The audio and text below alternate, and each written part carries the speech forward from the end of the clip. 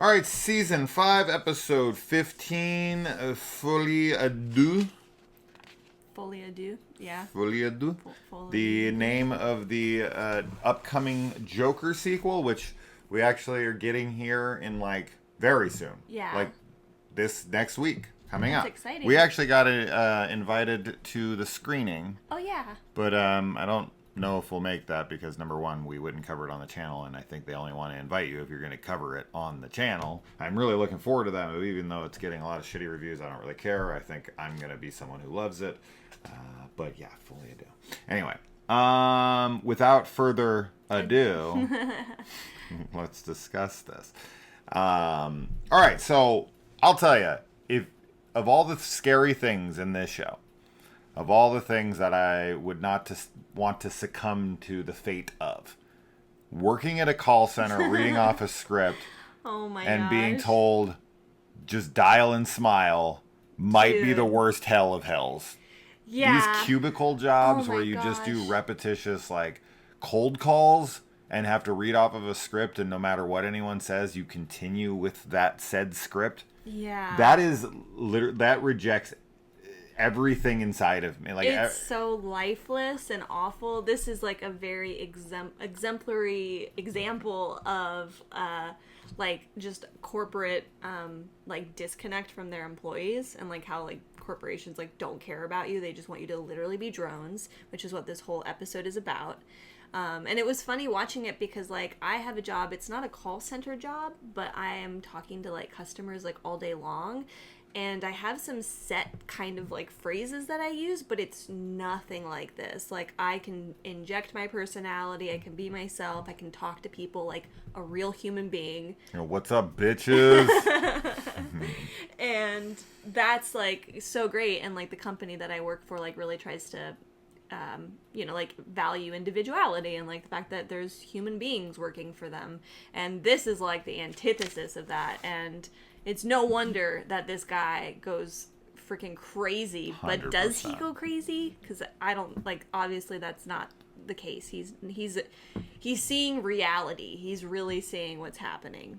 Yeah. So. And they both do in the end. So does Scully. That's what's cool about this is that the Folie à Deux is the madness shared by two thing where people can.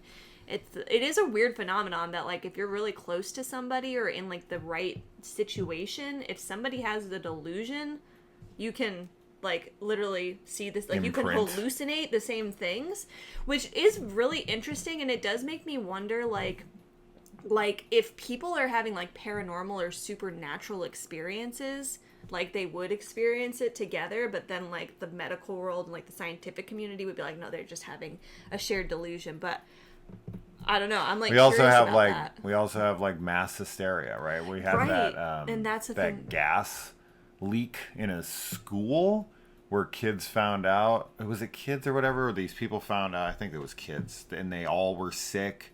And they had to be taken into the hospital, and they were checked and treated, and nothing was wrong with any of them, but they all had the exact same symptoms. Yeah. And then they brought them back. They checked the whole school, couldn't find any gas leaks, couldn't find anything wrong there. As soon as they went back, all their symptoms returned. Yeah.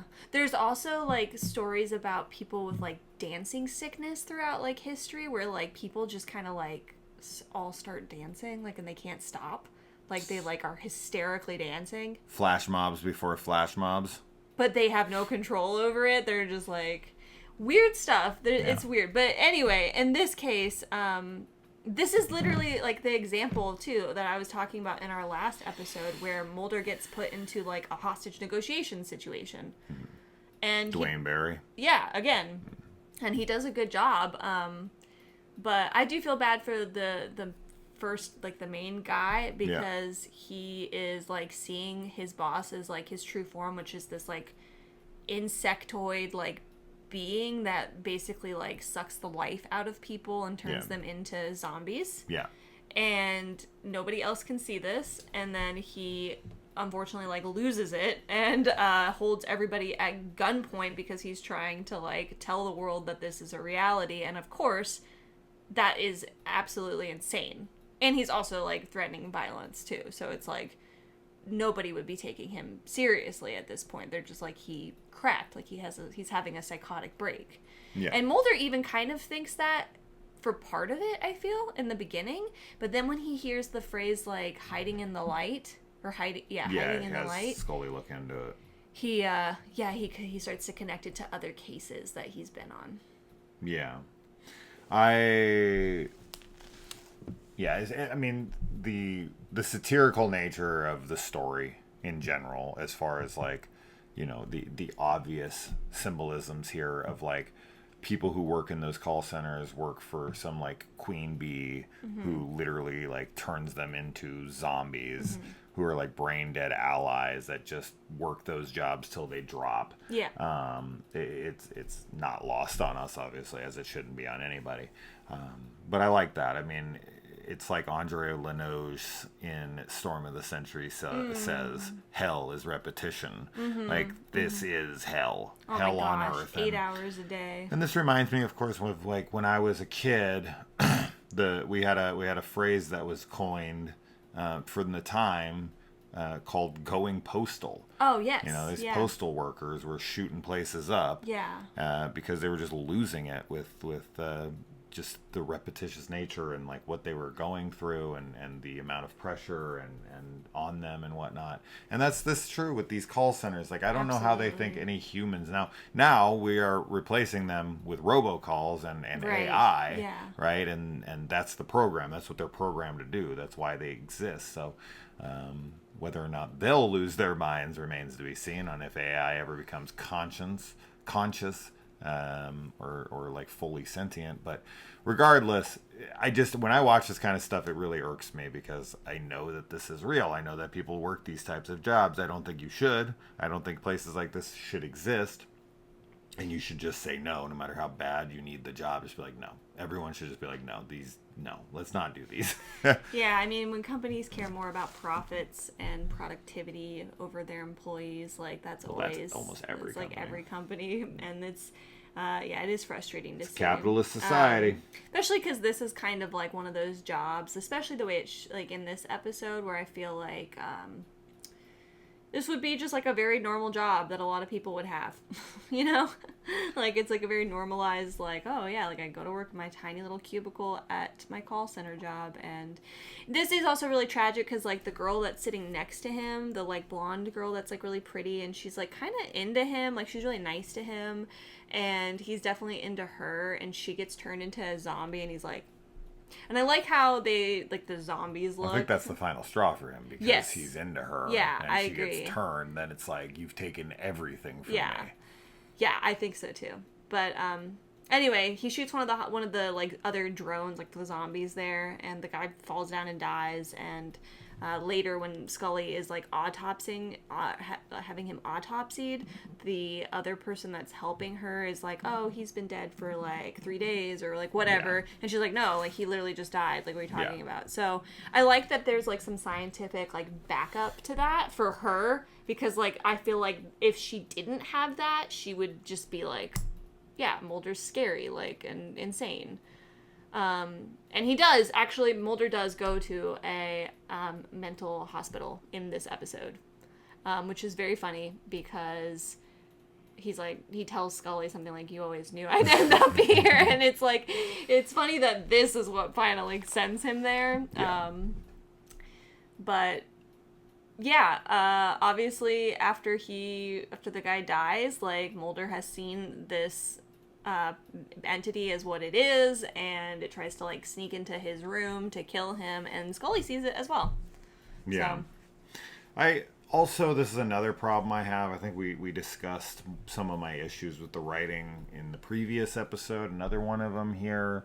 And this kind of just shows you at what time period this took place in the early, well, I guess that this is the mid-90s at this point, but like Mulder is still the like leader of this crew, and Scully is more of like his sidekick errand boy, where he's on the case and he's calling Scully and being like, "I need you to just look through some papers for me," and "Oh, okay, I need you out here," and Scully very much feels like his sidekick still. Yeah. And it's like, at what point is this show going to make them equal. Make Yeah. Scully just on the same level as Mulder. Like, their freaking office burns down, and when it's replaced, she still doesn't have a desk. Her name is still not on the door. Yeah. It's just Box Mulder And we've already to had this day episodes on the door. of her being like, she knows that she's not treated equally. Yes. And I do feel like it is part of the time period where it's like,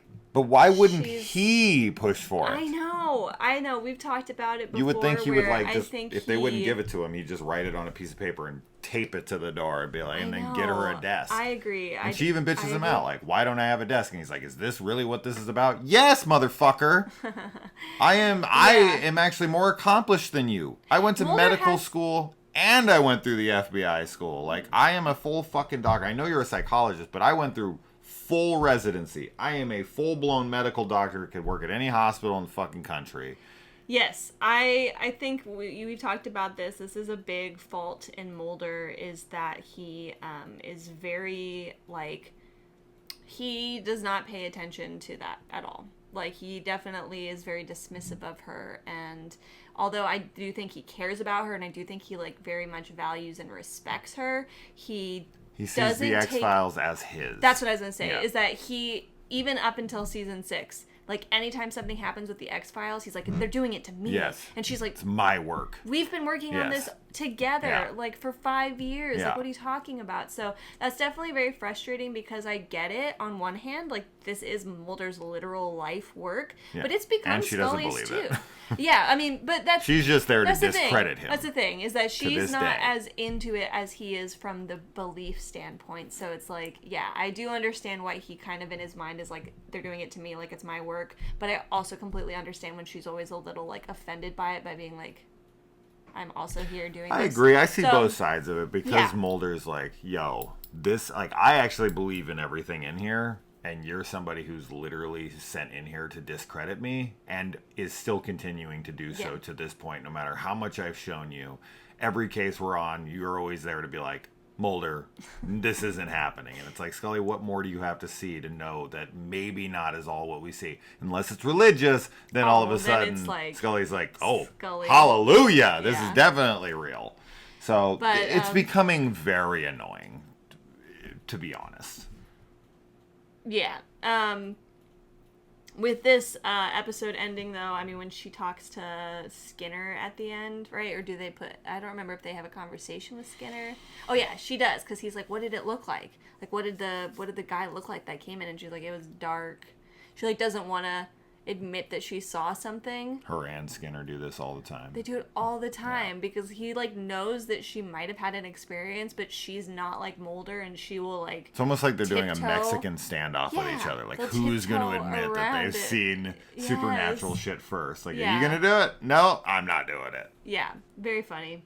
But overall, I like this episode. I like the look of the monster. I think it has a good, like, arc. I like Mulder ending up in the mental hospital and, like, all that stuff there, the nurse and everything. Nurse, so just, you know. Curtis from 24 appears once again as yet another character. Dude is in like 7 episodes at this point as different characters. So interesting that they continue to keep casting the same people in different roles. So that's funny. And Scully still doesn't believe. Of course. So annoying. All right, that's it. Moving on.